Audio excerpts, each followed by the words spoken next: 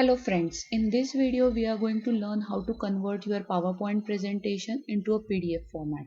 So I have one presentation with me which has just 9 slides.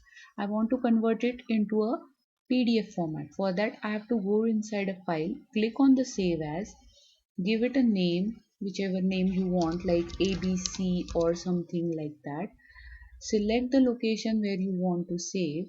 Now save as type, you have to select the PDF and save. Once you select, it will publish and it will show how it is converted.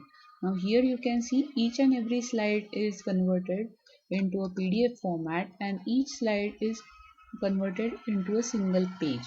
Now you can see here 9 slides are converted into a 9 pages. So they are not mixed with each other. You can use it as a PowerPoint if you want, but in a PDF format. So and no one can format it easily. So that is the use of PDF. Now it is very simple to convert into a PDF format and very useful. Thank you.